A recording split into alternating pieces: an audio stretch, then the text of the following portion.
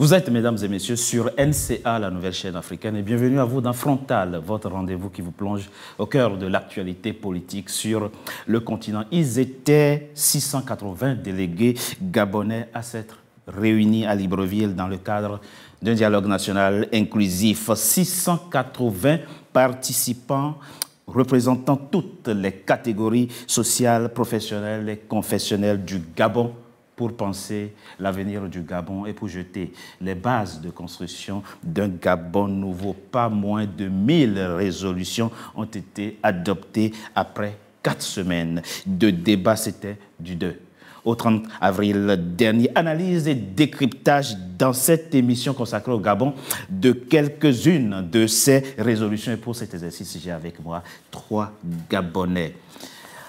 Anne-Marie Dorazek, Bendom, vous êtes journaliste, membre du PDG, le Parti démocratique gabonais, l'ancien parti au pouvoir. Merci d'avoir accepté notre invitation pour nous dire ce que vous inspire le dialogue qui vient de prendre fin dans votre pays, le Gabon. Merci à vous. Merci à vous également. Joanne Zué-Eyi, oui. Vous êtes communicant, votre activisme contre l'ancien régime, le régime Bongo, on le connaît, mais là, vous dites soutenir à fond et sans réserve la transition et son président qui enfin offre, selon vous, de belles perspectives pour votre pays, le Gabon. Vous nous en direz davantage au cours de cette émission. Merci pour l'invitation.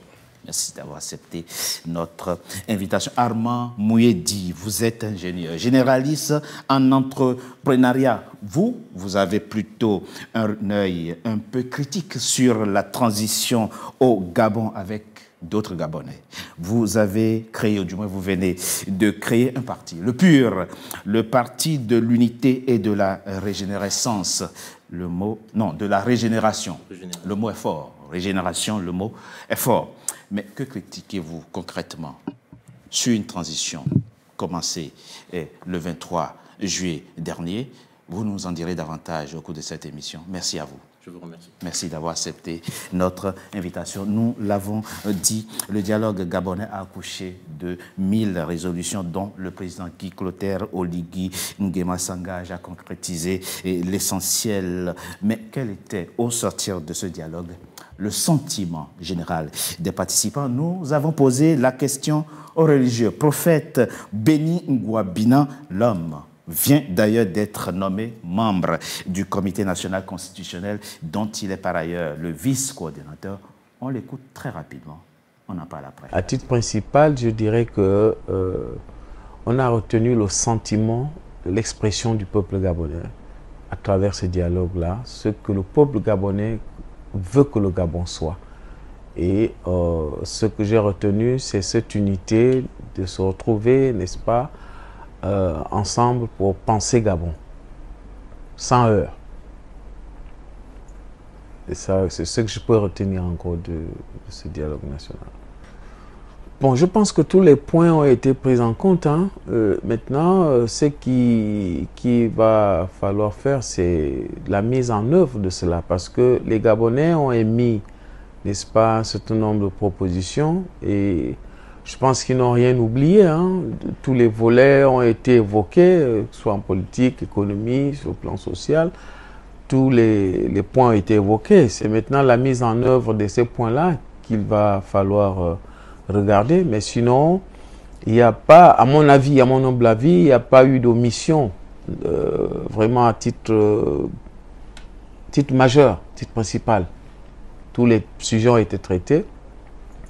Il va falloir simplement les peaufiner maintenant. Béni Nguabina, nous venons de l'entendre, dit, il a été décidé au dialogue qui vient de prendre fin dans votre pays, les Gabonais ont décidé de ce que sera le Gabon. Quel regard portez-vous sur le dialogue qui vient de prendre fin dans votre pays, le Gabon? J'ai un regard mitigé sur ce qui s'est passé au Gabon, notamment sur ce dialogue. D'entrée de jeu, il était inclusif. D'entrée de jeu. Dans la pensée collective, il était inclusif. Sauf que dans la mise en œuvre, il était loin d'être inclusif. Pour la simple et unique raison que le choix des membres, des participants à cet événement majeur a été en fait subjectif. On peut se rappeler notamment de la conférence nationale, puisqu'on fait très souvent le rapport entre la conférence nationale et ce dialogue. La conférence nationale de 1990 était, j'ai envie de dire pour ma part, inclusif. Pourquoi? Parce que tous ceux qui avaient la volonté d'y assister étaient là. Ceux qui venaient n'étaient pas rémunérés. Vous savez, en tant que chrétien, j'ai une parole qui dit le cadeau a tendance à corrompre la personne. Et je considère qu'à partir du moment où ils ont été rémunérés, ils n'ont plus été objectifs. Ils n'ont plus été objectifs. Donc, à partir de là, en fait, c'est biaisé, pour moi. Le dialogue a été biaisé. Pour moi, c'est biaisé. Mais ce n'est pas... Alors, ce n'est pas l'agent du président de la transition, Guy Clotaire Oligui Nguema, qui a servi à rémunérer les gens. C'est l'agent du Gabon. Quand les gens viennent d'un peu partout au chevet du Gabon pour penser l'avenir du Gabon, expliquez-nous en quoi est-ce qu'il y a corruption dans le fait de rémunérer les participants. Vous dites bien que c'est l'argent du Gabon. Pardon? Vous dites bien que c'est l'argent du Gabon. Qui décide de décaisser l'argent du Gabon? Écoutez, vous avez des Gabonais en face de vous. Alors, il dit deux choses très rapidement pour qu'on rentre dans le vif du sujet. Le choix des participants, dit-il, a été biaisé, mais moi j'ai cru comprendre, c'est ce que j'ai lu en tout cas sur le site du CETRI, j'ai compris que les délégués étaient issus, délégués d'ailleurs, le mot délégué, étaient issus des différentes catégories sociales, professionnelles et même confessionnelles. On vient d'entendre un religieux que les délégués les participants qui étaient à ce dialogue représentaient les couches et les catégories sociales. C'est ce que j'ai compris. Mais visiblement, il pense que le choix des participants est biaisé et qu'il ne fallait même pas les rémunérer. Moi, je ne sais même pas si... Non, ce n'est pas ce qu'il est... C'est pas, je vais à la suite de mon compatriote, ce n'est pas ce qu'il essaie de dire. Ce qu'il essaie de dire, c'est que le choix des participants a été fait par le président du CTRI, c'est-à-dire le chef de l'État, M. Brice Clotaire Oligui Nguema. Et qu'à partir de là, aucun de nous, même ceux qui ont participé, ne connaissent pas les critères qui ont permis que l'on choisisse un tel ou un tel. Ça, c'est un premier point. Mais clarifiez, d'où tenez-vous cette information? Moi, ce que j'ai compris, c'est le comité d'organisation qui a choisi. Ce n'est pas le président qui, chez lui, aurait choisi. Enfin, ce n'est pas le comité d'organisation. On ne va pas faire la langue de bois. On va vite arrêter ça. Ah, d'accord. C'est M. Brice Clotaire Oligui Nguema. Et avec les noms qu'on a proposés, c'est ce monsieur qui a choisi, qui participait, qui ne participait pas. À partir de là, on peut se demander, en tant que citoyen, puisqu'on a fait partir M. Ali Bongo Ondimba et tous ceux qui venaient avant, parce qu'ils n'agissaient pas dans la normalité et surtout n'étaient pas transparents. Or, le choix de ces personnes qui ont participé, que ce soit au niveau national et que ce soit les Gabonais de l'extérieur, le choix incombe au chef de l'État actuel, le président du CTRI. Monsieur I. Monsieur Togbé, déjà, encore une fois, merci pour l'invitation. Je pense humblement que ce qu'il faut que les gens comprennent, c'est que le Gabon est actuellement dans une phase de transition. Oui. Bon. La transition indique effectivement qu'il faut prendre certaines décisions, parfois, et ces décisions doivent s'imposer à tous si le bien du Gabon, c'est l'objectif recherché. Ce que mon compatriote ne vous dit pas, il a bien raison de vous dire que, selon lui, la conférence nationale était plus inclusive, selon ses propos.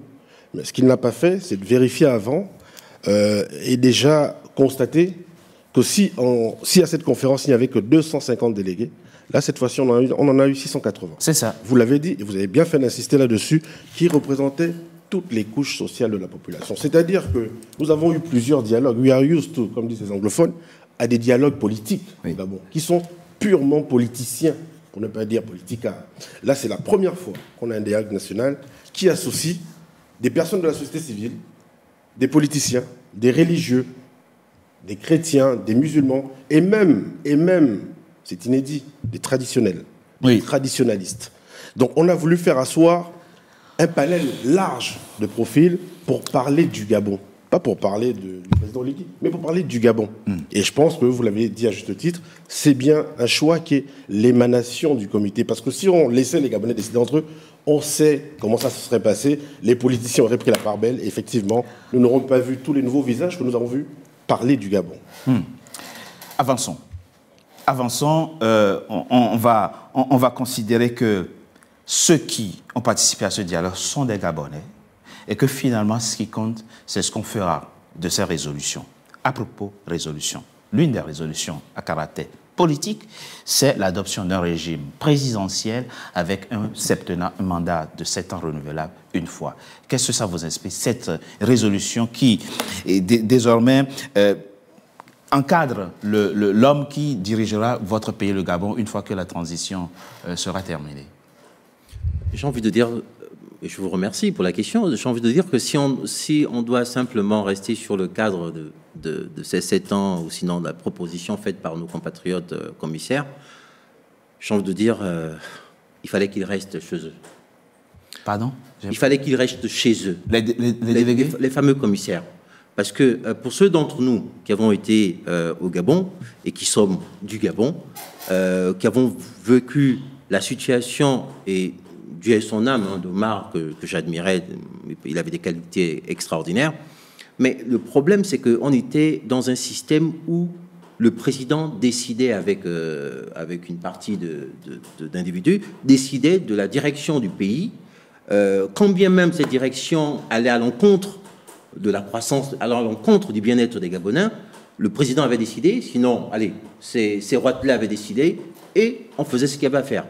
Donc, pour moi, parler d'un régime présidentiel où le président est tout puissant, ça ne garantit pas la démocratie. Ça ne garantit pas en fait le contre-pouvoir, la fameuse, parce que à l'origine, si on parle de ce principe de régime, c'était pour une séparation de pouvoir. Mais alors, qu'est-ce que vous auriez souhaité? Pour moi, je serais allé à la limite sur un régime semi-présidentiel, où le Parlement a une force capable de remettre en cause les directions du gouvernement. Or là, qu'est-ce qu'on a? On a un président qui va décider, il est même, à la limite, il peut ne pas prendre un Premier ministre. Non, le Premier ministre n'est plus... Le poste a été supprimé. Enfin, donc, la proposition veut que... Aujourd'hui, il est tout puissant. Il sera tout puissant. Donc, pour ma part, je suis contre le fait d'avoir choisi un régime présidentiel après avoir vu 60 ans d'un système chaotique. Il était temps pour nous de changer, d'essayer autre chose. Oui, c'est ce qu'il dit est tout à fait ce que beaucoup de gens ont ressenti, parce que ce qui nous revenait du dialogue national inclusif, exclusif, c'était le fait qu'on nous a vendu que l'ensemble des participants avaient plus ou moins pesé sur un président fort. C'est quoi un président fort? On ne peut pas avoir passé 56 ans sous Bongo père et fils, sortir de là et nous reparler d'un président fort. Ce que nous avons besoin, et moi, les préconisations sont une chose, oui. Je fais confiance à M. Oligui Nguema qui a mis en place un comité qui va suivre tout ça, oui. Pour essayer d'équilibrer les choses. Parce que pourquoi? Parce que pendant, que ce soit sous Omar Bongo, soit Ali Bongo, on avait une Assemblée nationale, un Sénat, ça ne faisait qu'enregistrer et il n'y avait vraiment pas de contre-pouvoir. On l'a vu avec la fameuse loi sur l'homosexualité, sur le genre, si on veut, où on a appelé les députés le matin pour leur dire non seulement vous allez voter, mais vous allez voter, il faut qu'on vous voit voter. La personne qui ne vote pas, eh ben, il est contre le président. Pourquoi? Parce que nous avions un président fort. Aujourd'hui, le Gabon, né après le 30 août 2023, a besoin d'un chef d'État solide, mais avec de véritables contre-pouvoirs autour de lui qui le ramèneront au cas où il ferait quelques sorties de route qui le ramèneront sur l'autoroute. C'est ce dont a besoin le pays. Alors, sur le principe, le présidentialisme n'exclut pas les contre-pouvoirs. Sur le principe, oui. Après, On peut comprendre ce que vous êtes en train de dire très rapidement. Et Joanne... Non, mais un petit instant. Oui. Pourquoi je le dis? Parce qu'on le voit aujourd'hui, ça n'exclut pas les contrôles. On le voit aujourd'hui avec les sénateurs et les députés nommés de la transition.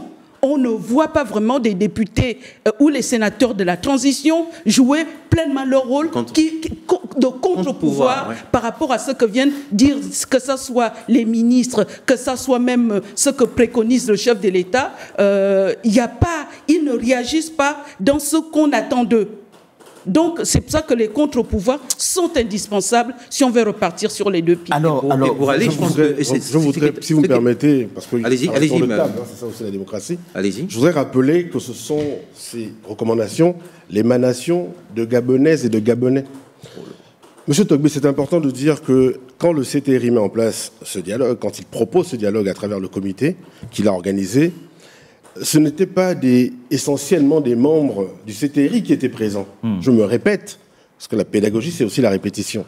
Ce sont des Gabonais qui venaient de tous les horizons possibles, qui se sont assis et qui ont travaillé, là aussi, vous avez peut-être oublié de le mentionner, sur la base de résolutions, de recommandations de Gabonais qui avaient été invités pendant quasiment 3 mois, 2 mois plus 1 mois de rallonge, à faire des propositions sur la vision qu'ils avaient du Gabon, le Gabon qu'ils voulaient, le Gabon dont ils rêvaient. Je crois que les gens aussi sont lassés d'une situation où, sans rentrer dans des définitions théoriques, on a eu des cas de premiers ministres, on a eu des cas de ministres qui, une fois débarqués, s'exonéraient de toutes les charges et de toutes les responsabilités. Je n'étais pas ministre, c'est le président qui décidait. Peut-être que les Gabonais estiment qu'avec cette nouvelle façon de faire, le président sera responsable de ses actes. Et vous l'avez dit, attention, ça n'exclut pas les contre-pouvoirs. Tout se jouera dans la pratique de la gouvernance du pays. Si vous me permettez quand même, ce que mon compatriote oublie de mentionner, je veux revenir dessus sur son côté inclusif de cette organisation. Il oublie de dire que le nombre ne qualifie pas le côté inclusif. Parce que ce qu'il dit, en substance, et il a dit tout à l'heure, mais malheureusement je l'ai laissé parler, mais je voulais quand même revenir dessus, il parlait du nombre qui était plus important que notre référence, permettez-moi de prendre la référence de 90. Pour lui, en fait, le fait qu'au niveau de son dialogue national entre griffes inclusif, il y avait plus de monde que la conférence nationale, pour lui, c'est la garantie. Allez au fond de votre pensée, expliquez-nous qu'est-ce qui aurait dû être fait. Comment auriez-vous voulu que les participants furent choisis? Pour ceux qui ont pu voir la conférence nationale, elle était retransmise. Est-ce que lors de le fameux dialogue national, on a eu les journalistes ont pu filmer ce qui se passait? Est-ce qu'ils ont filmé les débats? Mais répondez sur la question du choix. Qu'est-ce que vous auriez souhaité? Comment auriez-vous voulu voir les participants choisis? Mais le peuple gabonais attendait de voir les débats. Non, monsieur. De voir ces débats. Monsieur Mouendi, d'accord. Je vous prends le débat n'a pas été médiatisé. Il parlait tout à l'heure du fait que tous les points ont été énoncés, mais il y a eu un besoin des populations sur un comité de réconciliation. Mais dites-moi si, en regardant l'ensemble de ces 1000 propositions, il y a eu un point sur la réconciliation nationale. Permettez-moi de répondre. Pour l'avenir. Non, mais pour l'avenir, il faut qu'on se comprenne. Pour l'avenir, expliquez-nous comment auriez-vous... Je repose la troisième fois la question, s'il vous plaît, M. Mouendi. Vous n'êtes pas satisfait avec la façon dont les participants ont été choisis. Ce n'est pas démocratique, selon vous. Ça a été biaisé. Quel aurait été le mécanisme qui vous aurait plu? Un critère objectif, c'est-à-dire soumis à tout le monde. Ça veut dire, on choisit un profil, c'est-à-dire que c'est un profil. Le profil type, c'est celui-là. Tout le monde sait que c'est ce profil qu'on prendra, qui va représenter, parce que quand on dit que c'est les représentants, ils représentent qui? Ils appartiennent... Mais attendez... Monsieur Togbe, permettez-moi d'intervenir, parce que ça, il a emmené un sujet qui nous tient particulièrement à cœur. Allez-y. Juste avant de vous Mais dire, il a le droit d'exprimer. Ah, bien sûr. Non, je dis ce que je pense. Après, la transition, voyez-vous, tout le monde s'exprime. Même les PDGistes s'expriment. Nous sommes dans une période où chacun a la liberté de s'exprimer, tant mieux. Ça nous change de l'époque des PDGistes. Ce que je veux rappeler ici, 2 choses principales. Quand on a commencé dans le choix, dans la réflexion pour organiser ce dialogue, il y a eu un cas, je ne vais pas le citer pour ne vexer personne, d'un parti politique à qui on lui a demandé d'envoyer 4 noms. 4 noms, parce qu'il fallait faire effectivement des arbitrages entre les personnes qui allaient être présentes au dialogue. Dans ce parti politique que je ne citerai pas, mais ils suivent tous mon regard, le représentant du parti politique a mis son nom à lui, celui de son épouse, celui de son fils et celui de son gendre. C'est aussi pour ça qu'à un moment donné, pour que la diversité d'idées, de personnes, de profils s'exprime, il fallait un moment faire les arbitrages. Et je vous dis, moi, qui est comme mes frères, mes compatriotes, suivi ce débat, on a vu des visages qu'on ne connaissait pas. On a vu des Gabonaises et des Gabonais qu'on n'a jamais entendus aller s'exprimer. Et ils s'expriment sur un sujet qui concerne le Gabon. Parler du Gabon ne peut pas être l'exclusivité de celles et ceux qui sont encartés dans les partis politiques. Et j'en viens au point qu'il vient d'énoncer, qui est un point très important, permettez-nous. Il a regretté, comme beaucoup de Gabonaises et de Gabonais, que l'occasion de ce dialogue national ne fut pas l'opportunité de mettre en place la commission vérité-réconciliation. C'est ce qu'il voulait dire. Et justice. Et c'est un débat qui fait couler beaucoup d'encre actuellement au Gabon, et de salive. Puisqu'on voit même... Mais c'est important. Comble de l'ironie, M. Togbé, des PDGistes qui étaient aux affaires lorsque les troubles qu'ils regrettent demandaient la mise en place de cette même commission. Cela va de soi, c'est de bonne guerre, dirait-on. Ce que tout le monde n'a pas fait, par contre, et c'est ça qui est dommage, parce qu'au Gabon, tout le monde parle de politique, tout le monde. Ce qui est dommage, c'est que tous ceux qui réclament la commission et la mise en place de la commission Vérité et Réconciliation n'ont pas pris le temps, simplement, je dis bien le temps simplement, d'aller vérifier ce qui s'est fait ailleurs, d'aller vérifier si dans le contexte d'un dialogue qui est défini pour durer 1 mois, on pouvait mettre en place une telle commission qui ailleurs, sous d'autres cieux, je ne parle même pas de l'Amérique latine, je prends des cas précis, Afrique du Sud et Rwanda ont mis des années à se mettre en place. Je parle juste de la mise en place technique de la commission. Pourquoi ? Parce qu'une commission Vérité et Réconciliation, ce n'est pas une décision politique. Hein. C'est pas une décision politique. C'est une décision mais politique. C'est pas une fulgurance, je voulais dire. Oui. C'est une décision qui doit être mûrement réfléchie parce qu'elle répond à c'est la justice transitionnelle. Mais vous comprenez le sens de la demande. Et je comprends d'autant plus que j'ai été victime moi-même. Oui. Mais je dis, l'urgence, ce n'est pas ça. Parce qu'on fait du chantage aujourd'hui par rapport à cette commission, du chantage politique. Ce qui est important, je finis par là, en réalité, si on veut parler de bienveillance dans notre pays, enfin, si on veut avoir une gouvernance humaine, humanisée, il faut se souvenir, par contre, effectivement, il y a des victimes, et il faut aller vers l'idée de mettre en place un fonds de soutien aux victimes, parce que chez nous, les Bantous, d'accord, quand les enfants se sont battus, ce qu'on fait, c'est d'abord les soigner, c'est d'abord prendre soin d'eux. À un moment donné, les guéguerres politiciennes, ça a bon dos. Maintenant, on veut s'occuper des victimes, soigner des victimes, les accompagner psychologiquement pour qu'elles se reprennent, de sorte à ce que le président n'est pas contre l'idée. D'ailleurs, dans son dernier discours, il a dit, dans son discours d'ouverture du dialogue, il a bien dit qu'il se donne l'opportunité de la mettre en place. Il n'a pas dit non. Mais enfin, est-ce qu'il faut rappeler ici sur ce plateau, pour finir, que c'est le premier président de la République qui a accordé 1 minute de silence, comme vous l'aviez fait gentiment, pour les victimes de la crise post-électorale. Je propose qu'on marque une courte pause, on se retrouve dans quelques instants. Et avec plaisir. Vos compatriotes pourraient vous répondre à tout de suite. Les ressources naturelles sont toujours restées le moteur des grandes économies émergentes. Bienvenue en RDC, un pays doté de riches gisements de cuivre, de cobalt, d'étain, de tantale, d'or, de diamants, de lithium, de nickel et de plusieurs terres rares au monde. Nos ressources naturelles sont au cœur des objectifs de développement durable et sont indispensables dans la transition énergétique qui doit permettre à la planète de basculer vers l'énergie propre. Alors que le monde en profite, nos populations devraient également en profiter pour un avenir meilleur et prospère. La collaboration et la coopération pour le développement et la croissance mutuelle sont la voie à suivre. Pour fournir des infrastructures de base et élever le statut socio-économique de notre peuple, la RDC accueille les investissements du monde entier. L'agence de pilotage, de coordination et de suivi des conventions de collaboration signées entre la République démocratique du Congo et ses partenaires privés, l'APCSC en sigle, est un instrument très stratégique. C'est en fait le bras ouvrier pour le développement intégré de notre pays. Les gestionnaires des ressources naturelles font leur travail d'une part, et les gestionnaires des infrastructures présentent des états de besoin de l'autre part. Maintenant, il faut un trait d'union qui connecte le besoin au potentiel. C'est ça la PCSC.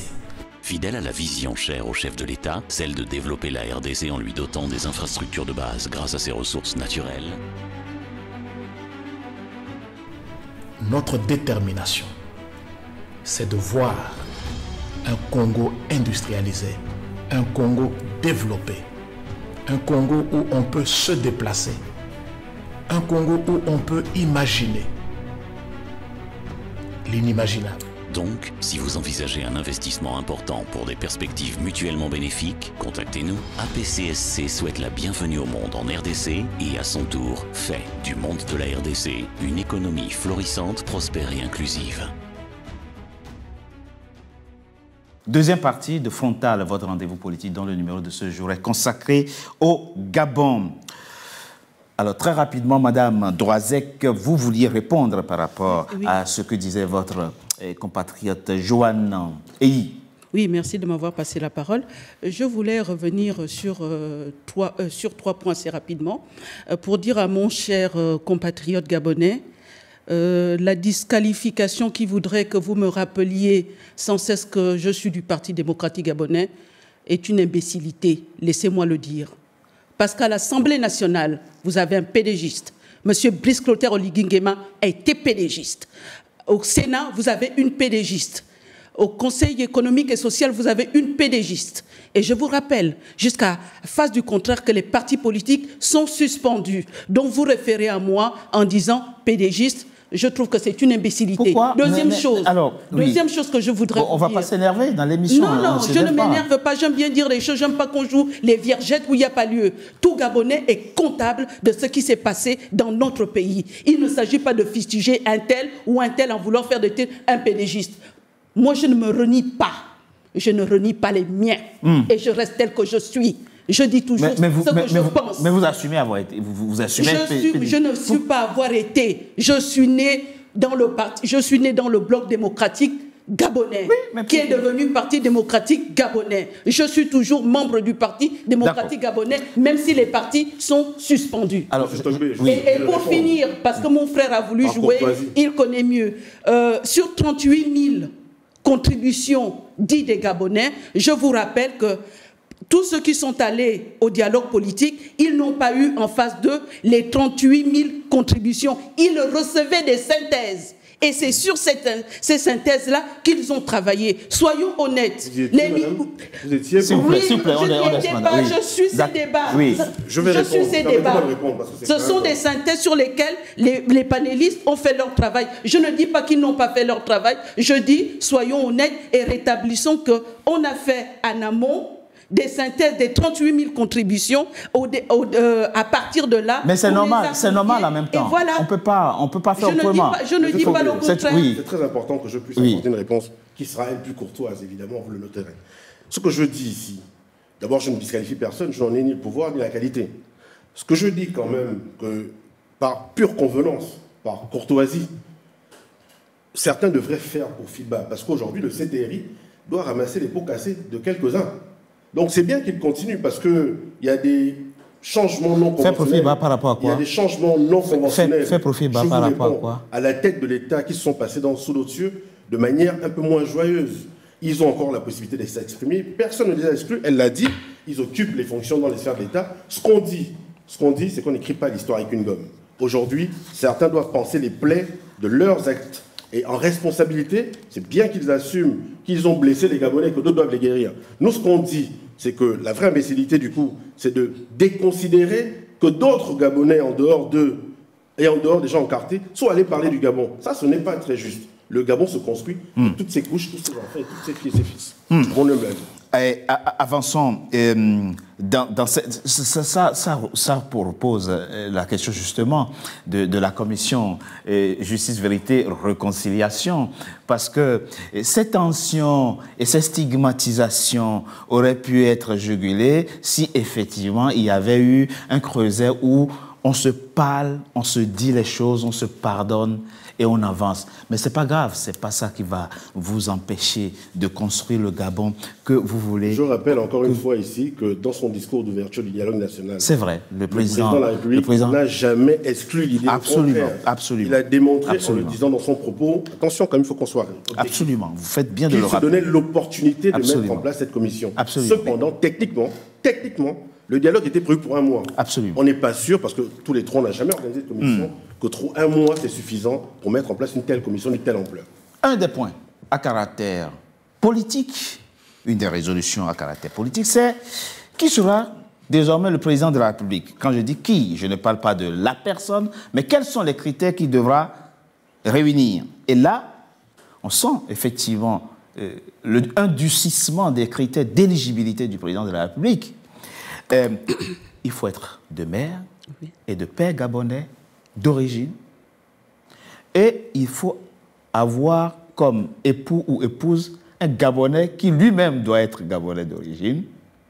Et enfin, parler une des langues du pays.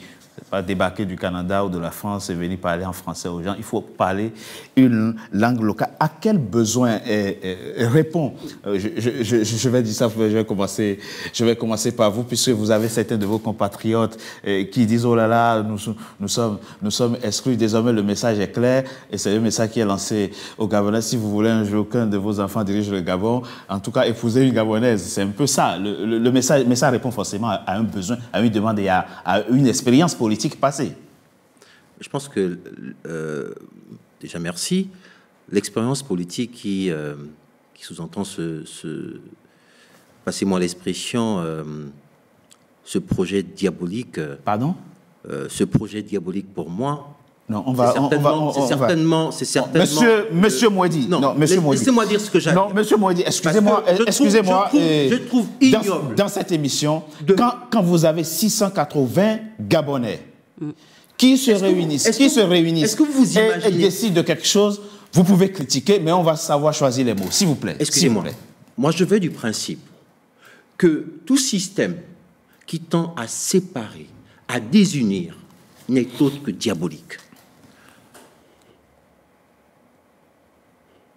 J'aime cet homme, Dieu est son âme, qui parlait de l'ethno-convivialité, qui parlait des Gabonais d'adoption, il parlait des Gabonais, il n'y avait pas un Gabonais, un typique Gabonais. Il n'y avait pas un type de Gabonais, c'était des Gabonais. Et quand je vois la description que l'on fait, soi-disant, du nouveau président qu'on souhaiterait avoir, franchement, je ne me retrouve pas. Quand je préparais cette émission, excusez-moi, et vous allez me dire ce que vous en pensez très rapidement avant qu'on passe la parole aux autres, je discute avec un frère aîné, c'est un fonctionnaire international africain, il n'est pas gabonais, c'est un non-gabonais. Et il me dit ce que les Gabonais veulent décider, de définir comme critère, tous les États africains devraient avoir ça comme critère. C'est de la discrimination. Moi j'ai pas de souci. Mon père et ma mère sont gabonais. Il donne un exemple pratique pour qu'on comprenne. Il dit, vous voyez, là, c'est un exemple, je ne sais pas si c'est le bon exemple, c'est un bon exemple, mais moi je n'ai pas de jugement par rapport à ça. Il dit, le président de la RDC actuelle, dont le pays est attaqué, et qui dit, c'est mon voisin qui a attaqué mon pays, et qui est même prêt à faire la guerre pour défendre son pays. Il me dit, jeune frère, vous pensez que si son père était rwandais, ou si sa mère était rwandaise, est-ce qu'il aurait la même posture? Et il répond que non, il croit que non. Que lorsque vous n'avez pas vos deux parents originaires du pays que vous dirigez, en cas de conflit, lorsque des intérêts contradictoires sont en jeu, vous ne savez plus quoi défendre. Et c'est pour ça que lui pense que tous les pays africains devrait définir ces mêmes critères. Ça, ce sont nos politiques. Vous savez, la politique... Je le dis juste. Vous savez, la politique, ce n'est pas un raisonnement. D'accord. La politique, c'est un fait. Un exemple tout bête. Oui. J'ai ma deuxième fille avec une femme étrangère. Oui. J'ai mon premier enfant avec une femme gabonaise. Oui. Ces deux enfants sont pareils. C'est vrai, vous avez raison. Rien, et je refuse que quelqu'un me dise qu'il y a un qui est plus gabonais que l'autre. C'est juste pas possible. Mais tout le monde n'est pas obligé d'être président de la République. Enfin, mais non, vous ne pouvez pas élever des enfants et dire, vous savez, il y a des métiers que vous ne pourriez pas faire parce que... Vous avez raison, vous avez raison. C'est une opinion, c'est une idée. Monsieur Dogbé, oui, est-ce que je peux dire quelque chose? Oui, s'il vous plaît, oui, on laisse là. Les opinions sont respectables. Vous l'avez dit vous-même, il y a d'autres... D'abord, président, ce n'est pas un métier. le chat échaudé craint l'eau. Si les Gabonais en arrivent là, c'est à cause de l'expérience qu'on a eue, de ces facilités que certains ont eues d'accéder à des hautes fonctions administratives dans notre pays, alors qu'ils étaient originaires souvent d'autres pays, qu'ils soient des pays fermés. Vous m'excusez, pour vous, il n'y a que les étrangers qui ont détruit le Gabon. Vous avez parlé de diabolique tout à l'heure. J'ai l'impression qu'en fait... Permettez-moi d'avoir l'élégance de finir mon propos. Allez-y, mais en même temps, je souffre de vous laisser dire que ce sont les étrangers qui sont victimes, qui sont responsables de la situation du Gabon. C'est juste pas possible. Là, on fait une bataille de chiffonniers et c'est inintéressant. Vous savez, j'ai été dans un... Il faut laisser dire que ce sont les étrangers qui sont responsables de la situation du Gabon. Je n'ai jamais dit ça, ne me prêtez pas d'intention. Vous allez nous répondre. L'expérience qu'on a vécue avec Sylvia Bongo, parce que je pense que c'est celle-là, avec Sylvia Bongo depuis 2009, jusqu'à maintenant, donc la catastrophe que le Gabon a aujourd'hui, on l'attribue à Sylvia Bongo. Mais je suis désolé, Sylvia Bongo n'est pas seule dans la gestion du Gabon. Ah, on est totalement d'accord. Il y a des Gabonais qui sont autour de Sylvia Bongo, avant Sylvia Bongo et après je peux vous donner un seul nom, si vous avez l'élégance d'écouter, je me répète. Allez-y, je souffre. De toute façon, je souffre de vous laisser. Par exemple, ce n'était pas Sylvia Bongo.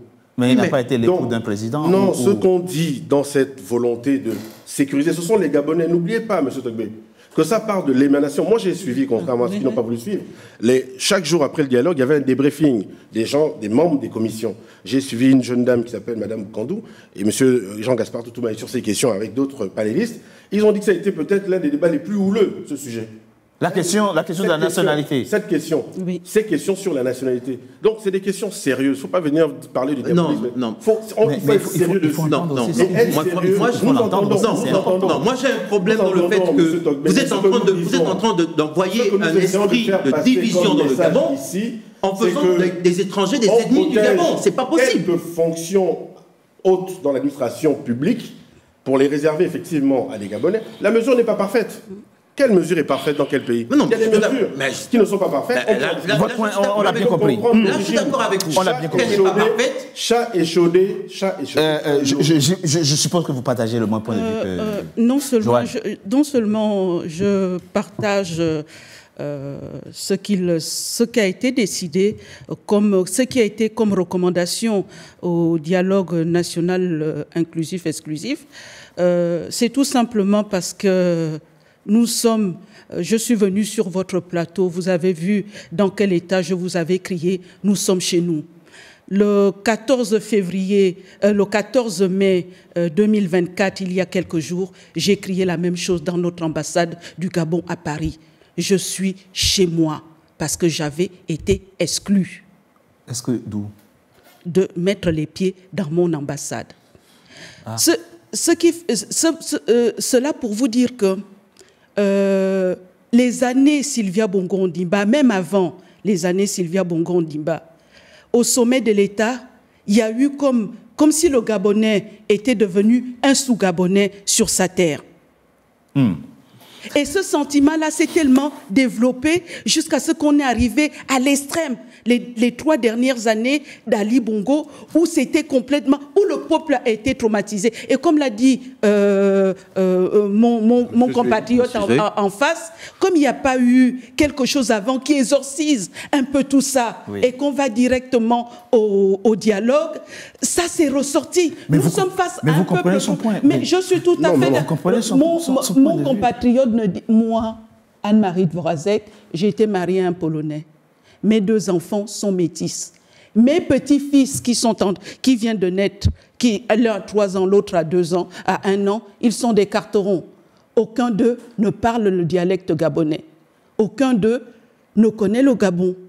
Du coup, ils sont disqualifiés pour diriger le Gabon demain. J'estime que pour connaître un peuple, il faut quand même... Non, mais moi, je pose la question. Permettez-moi, quand même, soyons sérieux à un moment donné. Je veux dire que c'est important de parler son dialecte ou pas. Totalement. Allez-y, je suis tout à fait d'accord avec vous. Mais je souffre. À un moment donné, il y a des souffrances légitimes. À un moment donné, le Gabon allait vers le mur, allait droit dans le mur. Exact. Parce que quand vous voyez des symboles comme chanter l'hymne national, là on va même loin sur les langues vernaculaires. Combien de Gabonais savent chanter l'hymne national du Gabon? Vous pensez que c'est un hasard qu'on ait réussi à sur pied? Sa langue, ça c'est pas un problème. Justement, ce qu'on veut faire là, c'est encourager ceux qui rêvent à être président demain à se réapproprier le Gabon d'abord. Et puis, une chose est sûre, c'est que il n'y a pas que la présidence de la République. Le Gabon a besoin de médecins, de chirurgiens, de spécialistes, de professeurs. Mais la notion d'égalité, c'est important. On veut protéger. Très rapidement, même si la relation n'est pas parfaite, mais ces 3 postes à peine. Monsieur Mouedi, un dernier point et puis on va avancer dans ce débat. Je partage encore avec vous une analyse du frère aîné dont je vous parlais. Lorsque l'époux ou l'épouse est en même temps du pays, que sa famille est dans le pays, est en immersion sociale dans le pays, il y a certains comportements qui ne se permettraient pas parce qu'il sait qu'il n'est pas isolé, ou elle sait que sa mère est là, son père est là, ses oncles sont là, ses cousins sont là, et que son comportement peut avoir des conséquences fâcheuses pour le reste qui est aussi en immersion. Ça, c'est aussi un argument qu'on peut comprendre, ne serait-ce que sur le plan de la sociologie, la sociologie comportementale. Voyez-vous, Monsieur Togbe. Ce qui n'efface pas, bien entendu. Non, Monsieur Togbe, vous savez, au Gabon, je ne parlerai pas d'un autre pays, je parlerai du Gabon. Oui. Le Gabon, comme beaucoup d'autres pays, a vécu l'immigration bantou, ou l'immigration peul. Les autochtones du Gabon sont les pygmées. Et certains historiens parlent également des Pongwe, qui sont des autochtones du Gabon. Mais tous autant que nous sommes, ou sinon nos aînés, nos aïeux, venaient de quelque part. C'est vrai. Donc, moi, ce qui me trouble, après, je suis tout à fait d'accord que quand on est quelque part, quand on n'est pas chez soi, on fait en sorte que l'autre ne soit pas gêné. C'est ça la liberté de toutes les façons. Votre liberté s'arrête où commence celle de l'autre. Donc, c'est vrai que les Gabonais, et j'en fais partie, ont vécu une situation troublante pendant le règne d'Ali et de son épouse. Mais avant Ali et son épouse, il y avait une dame magnifique et extraordinaire. Vous avez raison. Qui était Madame Édith. Dieu est son âme. C'est vrai. Donc, on ne peut pas dire que parce que Georges est blanc, tous les Georges sont blancs. C'est pas possible. Il faut qu'on arrive à nous élever au-delà en fait de nos émotions et construire un pays pas dans la haine en fait, ouvert, dans l'unité nationale. C'est ce qu'on veut, c'est l'amour en fait. Or ça ne sous-tend pas l'amour. On est juste en train de dire aux autres ou à ceux des nôtres, puisqu'on a des enfants pour certains, vous n'êtes pas chez vous ici totalement. Non, c'est pas ça. Je ne suis pas d'accord avec ça. Si vous permettez. On sous-entend ça. On ne sous-entend pas ça. On sous-entend que, encore une fois, non, mais madame, monsieur, vous voyez le silence religieux qu'on fait quand vous parlez. Non, mais j'étais en train de terminer. Bon, je souffrais de terminer. Allez-y, souffrez. Quand vous dites le peuple a décidé, si aujourd'hui votre fils, qui a 3 ans ou qui a 1 an, décide de mettre le doigt dans une prise, parce qu'il a décidé d'aller expérimenter la prise, vous allez le laisser le faire, parce qu'il a décidé de le faire. Moi, je ne vais pas dans cette allégorie. Ce que je veux dire, nous sommes là pour conduire le peuple vers une direction qui soit rationnelle. Vous aurez beaucoup de mal. Il y a de pertinence dans tout ce que chacun dit. Absolument. Il y a sa part de pertinence. Et on ne remet pas et ce d'autant plus que... On veut juste qu'il comprenne pourquoi il a compris. Cette recommandation. Mais on ne dit pas que ça son opinion est à battre en brèche. Bien sûr, mais ne faisons pas non plus... Nous sommes républicains. Et en République, tous les citoyens sont égaux en droit. Non. Ce qu'on dit, il a le droit de le dire, ce que nous voulons dire. Ce que vous dites rend le principe d'égalité devant la fonction présidentielle. Pas du tout, je vais vous expliquer. Ce sur quoi on débat, encore une fois, gardons-nous de toute précipitation. Ce sont des recommandations qui émanent là aussi. Et nous l'avons entendu, l'homme de Dieu, le prophète Béni Ngouabina, que nous avons écouté au début de cette émission. Fait partie de cette commission. Les différents avis émis ici vont être pris en compte et nous ne finirons pas ce point sans rappeler qu'il y a eu des chefs d'État qui sont à 100% originaires de leur pays, leurs parents sont de là, les femmes sont de là et ils ont vendu leur pays. Exactement. Ça existe. On a l'exemple au Gabon de toute façon. On a l'exemple. On est bien d'accord. On a des banques on se retrouve dans quelques instants pour la suite de notre émission. On marque une coup de pause, on se retrouve. Ça ne justifie pas l'immobilisme pour autant. Pour la suite de notre émission. À tout de suite. Les ressources naturelles sont toujours restées le moteur des grandes économies émergentes. Bienvenue en RDC, un pays doté de riches gisements de cuivre, de cobalt, d'étain, de tantale, d'or, de diamants, de lithium, de nickel et de plusieurs terres rares au monde. Nos ressources naturelles sont au cœur des objectifs de développement durable et sont indispensables dans la transition énergétique qui doit permettre à la planète de basculer vers l'énergie propre. Alors que le monde en profite, nos populations devraient également en profiter pour un avenir meilleur et prospère. La collaboration et la coopération pour le développement et la croissance mutuelle sont la voie à suivre pour fournir des infrastructures de base et élever le statut socio-économique de notre peuple. La RDC accueille les investissements du monde entier. L'agence de pilotage, de coordination et de suivi des conventions de collaboration signées entre la République démocratique du Congo et ses partenaires privés, l'APCSC en sigle, est un instrument très stratégique. C'est en fait le bras ouvrier pour le développement intégré de notre pays. Les gestionnaires des ressources naturelles font leur travail d'une part, et les gestionnaires des infrastructures présentent des états de besoin de l'autre part. Maintenant, il faut un trait d'union qui connecte le besoin au potentiel. C'est ça la PCSC. Fidèle à la vision chère au chef de l'État, celle de développer la RDC en lui dotant des infrastructures de base grâce à ses ressources naturelles,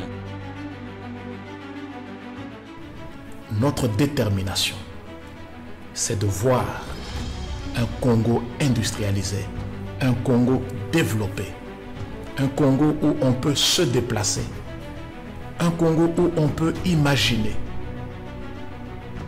l'inimaginable. Donc, si vous envisagez un investissement important pour des perspectives mutuellement bénéfiques, contactez-nous. APCSC souhaite la bienvenue au monde en RDC et à son tour fait du monde de la RDC une économie florissante, prospère et inclusive.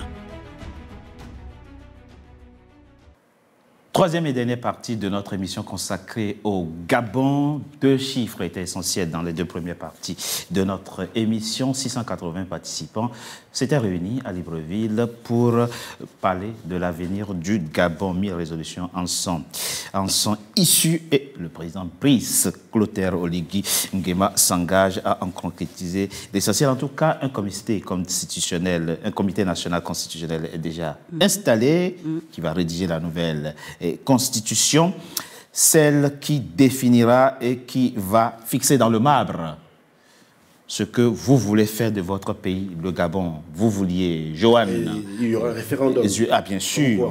Il y aura. Je voulais vraiment revenir sur les Gabonais du comité de la commission Vérité. C'est très important, M. Dogmis. Ça, c'est débat derrière. C'est appelé de tous les vœux. Et je vais vous dire, encore une fois, ça n'a pas été exclu. Donc, il ne faut pas faire près d'asseoir aux gens.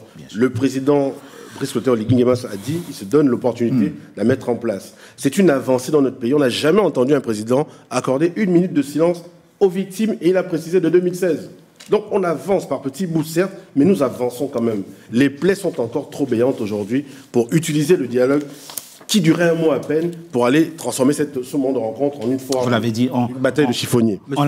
Comment je dis, sur les perspectives, vous le dites. Monsieur Jué, comment se définit votre président? Nous allons vers une gouvernance humaine, d'accord? Une gouvernance humaine. Et ça nous change de la gouvernance, pour le coup, inhumaine dans laquelle nous étions. Mais les choses se font par petits bouts. Paris ne s'est pas bâti en 2 jours. Un autre point important. Non, moi je voudrais juste, c'est vrai on discute sur les conditionnalités issues du dialogue national inclusif, mais j'aimerais quand même qu'on se projette aussi au-delà de ça, de toutes ces préconisations. Qu'est-ce que nous, on espère, on attend en tant que Gabonais de tout ça?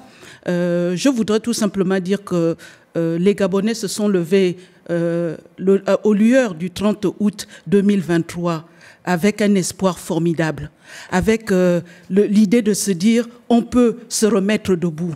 Et ce qui a été fait jusqu'à présent, en dehors des couacs, car il y en a eu, moi, comme beaucoup de Gabonais, on fait confiance à M. Oligui Nguema par rapport au discours du 30 août au matin 2023. Les préconisations ont été faites.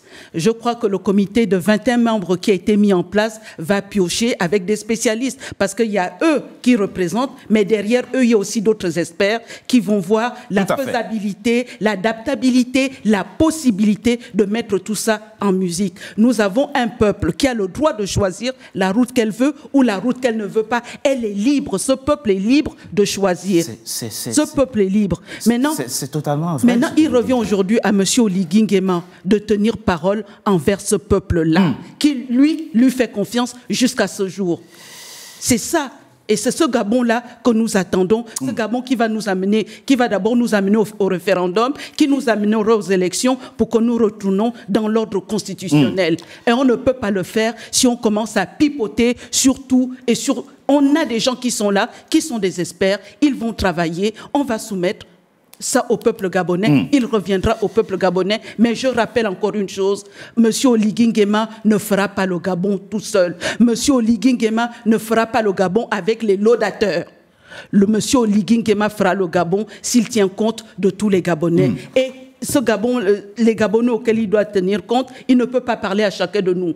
Donc, il se repose sur ce qui a été fait au dialogue national inclusif. Ce qui a été fait au dialogue national inclusif, et c'est bien de revenir là-dessus, les deux résolutions que nous avons décryptées dans les deux premières parties de notre émission avaient un caractère politique. La question du mandat, du régime politique et la question des critères d'éligibilité. Passons à quelques autres résolutions à caractère économique et social cette fois-ci. D'abord, on découvre dans les résolutions que dans votre pays, et c'est peut-être unique parce qu'il n'y a pas beaucoup de cas sur le continent, des étrangers pouvaient être nommés à des hautes fonctions de l'administration gabonaise, puisque aujourd'hui, vous décidez que plus aucun étranger ne sera nommé aux hautes fonctions de l'État, de l'administration. Ça se faisait au Gabon avant? Des étrangers, si vous allez chercher, depuis 1880. Le premier nom gabonais s'appelait Demba. Oui, mais je ne vous parle pas de ça, on parle des hautes fonctions. Je vous dis que nous avons une culture d'hospitalité. Le Gabonais n'est pas xénophobe. Donc, effectivement, oui, il y a des Gabonais, parce que pour vous répondre, je vous démontre que ça fait de longue date, il y a des Gabonais qui ont été, alors qu'ils avaient des origines étrangères, ils sont Gabonais, donc ils ne sont pas des étrangers. Il y a des Gabonais, il y a des étrangers, autant pour moi, qui ont acquis la nationalité gabonaise. Ah, mais de fait, ils viennent Gabonais. Non, ce n'est pas des étrangers. Oui, mais... puisque vous dites... Monsieur, ça reste des étrangers. Non, ça ne reste pas des étrangers. Ça veut dire, je dis ça parce qu'on a vu effectivement des Gabonais qui ont acquis la nationalité gabonaise et qui, évidemment, pour s'en soustraire, sont partis très vite avoir une autre nationalité. Monsieur, ne faisons pas une bataille de chiffonniers. On parle du même Gabon. Non. Moi, ce que je veux vous dire sur les recommandations sociales, parce que vous en parlez, monsieur Togbe, je suis le seul Gabonais, souvenez-vous, sur un de vos plateaux, à avoir rappelé qu'il y a des Gabonais qui vivaient dans la décharge à ordures de Mindoubé. Oui. Vous vous souvenez de ça? Oui. Eh bien, j'ai une bonne nouvelle pour vous. Le CTRI, par le truchement, évidemment, du président, les en a sortis. Ces familles ont été sorties de cette condition. Bon, voilà les sujets qui nous intéressent. Allez demander à nos compatriotes de Bel Air, de Moulundu, de Bambouchine, qui ne voyaient plus la goutte d'eau, l'eau potable, depuis des années. Si aujourd'hui le fait d'avoir des forages d'eau n'est pas une avancée pour eux, c'est de ça dont on doit parler. Il ne faut pas qu'il y ait de malentendu.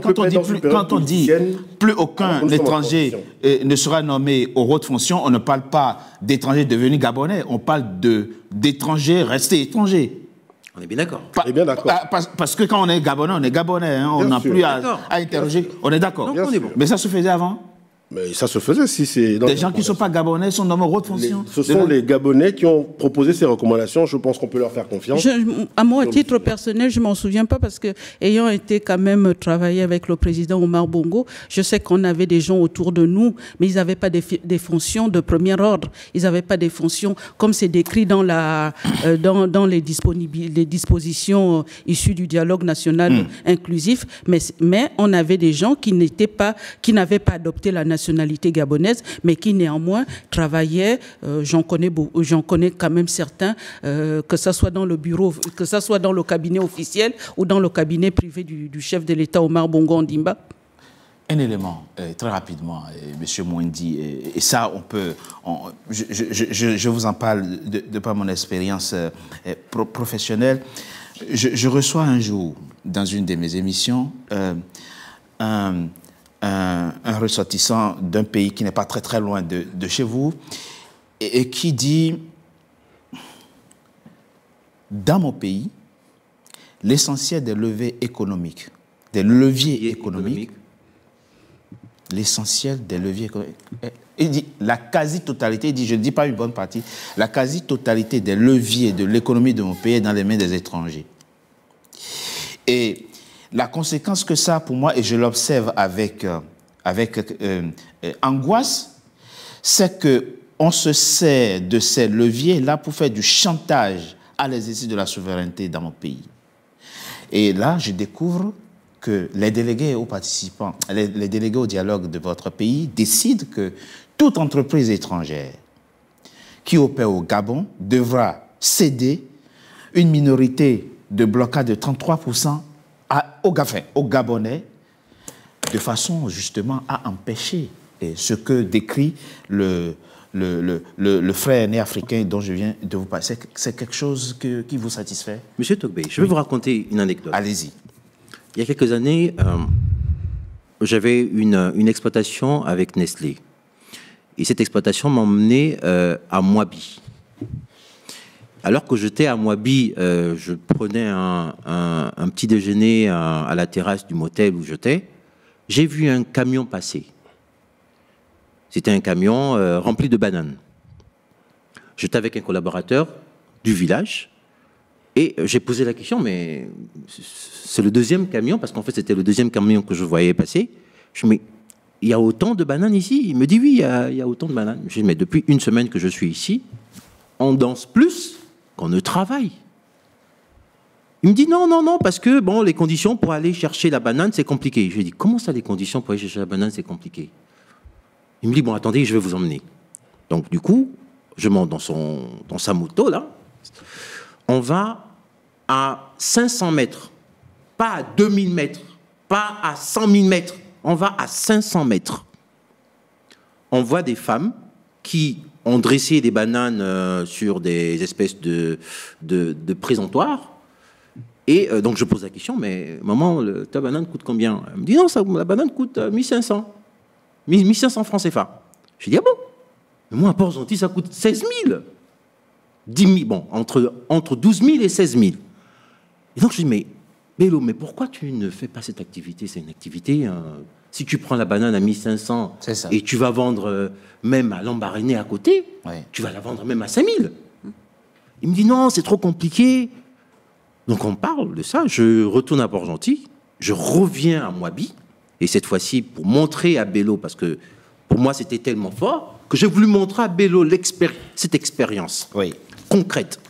Donc, je vais avec Bello, je dis, écoute, allons-y, on va voir les dames. On allait voir les dames, j'avais 1 million. J'ai pris 500 régimes de bananes avec les dames. On a pris un compteur qui nous avait coûté 120 000 francs CFA. Oui. Qui nous a emmenés à Lambaréné. À Lambaréné, on a pris un barracuda, des espèces de gros bateaux. Je suis arrivé à Port-Gentil avec ces 500 régimes. Je n'avais même pas atteint le bord que les femmes sont venues acheter. En moins d'une heure, j'avais terminé les 500 régimes au prix de 10 000 francs. Et le bénéfice était de combien? J'avais sensiblement de 3 millions, entre 3 millions et 4 millions de bénéfices. Et quelle est la leçon à tirer? En fait, la leçon à tirer, c'est quoi? C'est que nous, les Gabonais, les étrangers, quand ils arrivent pour faire leurs petites activités, c'est parce qu'il y a un vide économique qu'ils profitent. Nous, on sait parler. Pour parler, on sait parler. Mais pour poser des actes, on ne sait pas le faire. Et aujourd'hui, on diabolise ces étrangers parce qu'ils ont su, réguler ou sinon avoir cette activité économique. Mais parce que nous, on n'est pas dedans. C'est un exemple que j'ai vécu. Voilà. Donc, aujourd'hui, de dire que les étrangers, ce sont les étrangers qui font n'importe quoi, c'est les étrangers qui ont l'argent, Mais non. Avec votre permission, je ne peux pas laisser le cas de la banane que j'ai sur vécu. votre plateau venir dire que les Gabonais sont paresseux. Non, je ne non, l'accepte c'est pas. pas- Et je ne l'accepte pas. Et si vous permettez, parce une que expérience je vécue, hein. suis un Non, enfant monsieur, de c'est l'agriculture, une expérience que j'ai ce vécue. que je veux dire ici. Mais il est Gabonais comme vous. Donc, quoi, arrêtez. Justement, ce que je veux dire ici. Les étrangers, c'est Ce pas... que je veux dire ici, c'est qu'il y a une Si au moins il réalité. n'était pas Gabonais, on Il y a une comprendrait. réalité économique. Par exemple, vous parlez bien de ce domaine, je peux en parler, je suis entrepreneur. Au Gabon, les Gabonais n'ont même pas accès, à l'époque, avant le CTRI, c'était une vraie problématique pour les Gabonais d'avoir accès à la commande publique chez eux. On a dû prendre une recommandation pour, par exemple, dans le secteur du BTP, et le CTRI est à saluer pour ça, de dire tous les marchés jusqu'au montant de 150 millions sont désormais exclusivement réservés à des entreprises de droit gabonais. Donc pour vous, l'activité entrepreneuriale, c'est juste des marchés publics. Jeune homme, est-ce qu'on peut, non, quand on vous écoute nous parler, c'est vrai. ce que nous sommes en train de dire que l'entrepreneuriat au Gabon, c'est que des marchés publics. C'est ça, on est totalement d'accord. C'est pas possible. J'ai pris un exemple. Moi, j'ai eu, on a eu des gardiens, on a eu des gardiens qui étaient... de vous dire, M. Tolbé, c'est qu'il y a une organisation dans les marchés au Gabon qui font que même les Gabonais lambda ont toutes les peines du monde à trouver des places, des étals de marché. Ce qui se passe actuellement, c'est une réalité. On est en train de changer les choses en profondeur. Et les gens vont le ressentir. Monsieur Zé, c'est un exemple. J'ai vécu cet exemple. Moi, je suis allé dans notre pays. Il n'y avait aucune contrainte. Je peux vous dire que trouver, par exemple, au Sénégal, que j'aime beaucoup, et j'embrasse les Sénégalais qui nous suivent, un non-Sénégalais au volant d'un taxi, vous mettez le doigt dans l'œil jusqu'à l'os. Ça n'existe pas. Je mets au défi quiconque.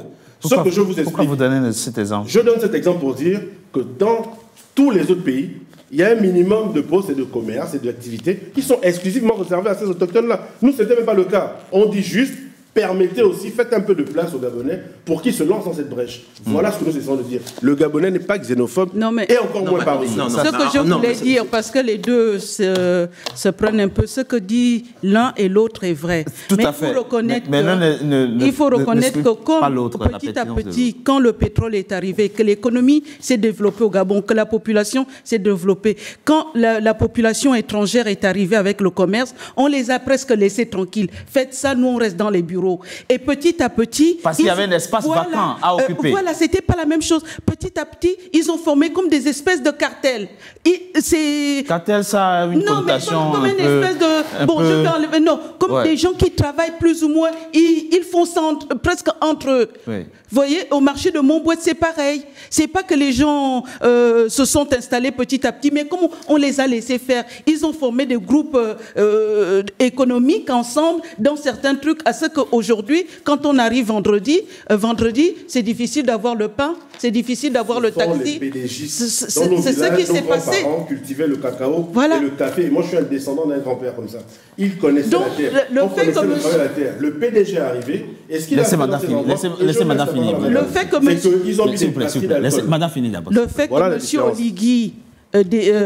l'une des propositions qu'on a fait à M. Oligui va être... c'est quelqu'un que moi j'ai un peu connu. Moi je l'ai vu jeune. C'est pas quelqu'un qui n'a pas de bon sens. Je crois qu'il saura mesurer ce qui est faisable, ce qui n'est pas faisable. On va l'accompagner. Mais il faut néanmoins rebattre les cartes pour que ce soit les non-Gabonais ou les Gabonais, tout le monde puisse travailler et gagner sa vie. Parce que tout ce qu'on a fait au dialogue, excusez-moi, il y avait beaucoup d'émotions. Parce que pour une fois, les Gabonais avaient crié « Nous sommes libres » et là, nous allons décider. Et tout est sorti. Si vous relisez les 1000 propositions, vous allez voir que les choses se mélangent dans certains points. Ça fait aussi partie de toutes choses qui peuvent arriver. Mais elles sont toutes intéressantes quand même. Toutes intéressantes, mais c'était pour relancer un peu, réouvrir le marché, de faire en sorte que les non-Gabonais, comme les Gabonais, mais au moins que chacun puisse travailler et gagner sa vie. C'était indispensable parce que c'était fermé. Bien sûr. Très rapidement, quelques mots. Non, juste dire que voilà, moi je crois que nous sommes dans une phase de transition. Que les gens soient un peu patients, un peu cléments. Parce qu'en réalité, nous ne sommes pas dans une phase normale de l'histoire d'un pays. C'est une phase transitionnelle. Tout le monde a jeté le propre sur le général Oligui en disant « Ils feront 5 ans ». On a même vu et entendu des gens dire avec fermeté « Vous allez voir au sorti de ce dialogue, ce sera 5 ans. C'est impossible qu'il respecte sa charte et que ça ne soit que 2 ans. » Les résolutions du dialogue ont été claires, c'est 2 ans. Et donc, l'année prochaine, en 2025, Les joutes électorales et politiques reprendront, mais pour l'instant, un peu moins de politique, un peu plus de travail. Travaillons, le pays a besoin de ça, autour de valeurs comme la bienveillance, la fraternité et l'amour. Monsieur, on ne peut pas passer la journée à insulter quelqu'un. Permettez-moi. Vous avez le dernier mot. Et l'une des premières interventions de notre général a été de dire son maître à penser, c'est Machiavel. On l'a rien demandé.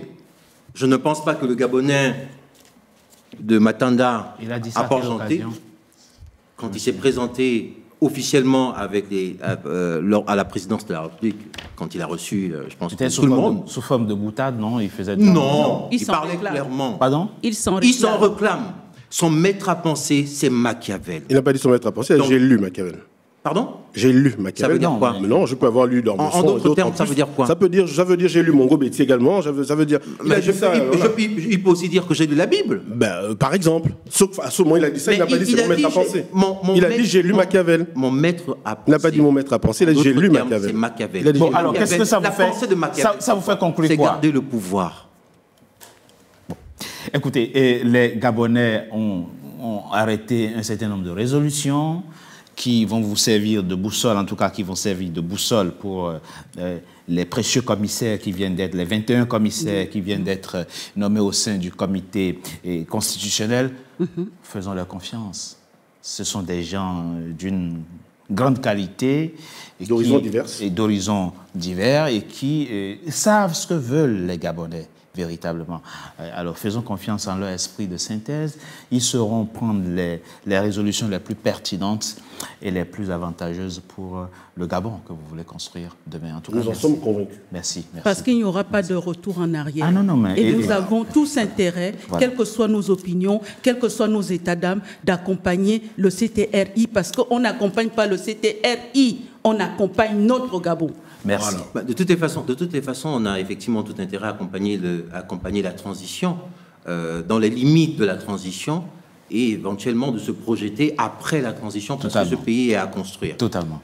Et à remettre à plat. Comme on dit chez nous, tabora rasa, on doit y arriver. Merci. Construisons un pays et bâtissons surtout une nation avec des valeurs. Merci à vous. C'est la fin de notre émission, mesdames et messieurs. Merci d'avoir été nombreux et à nous suivre. Si vous voulez suivre à nouveau cette émission, allez sur www.nca-tv.com. À très bientôt pour un nouveau numéro de Frontal. Merci à vous.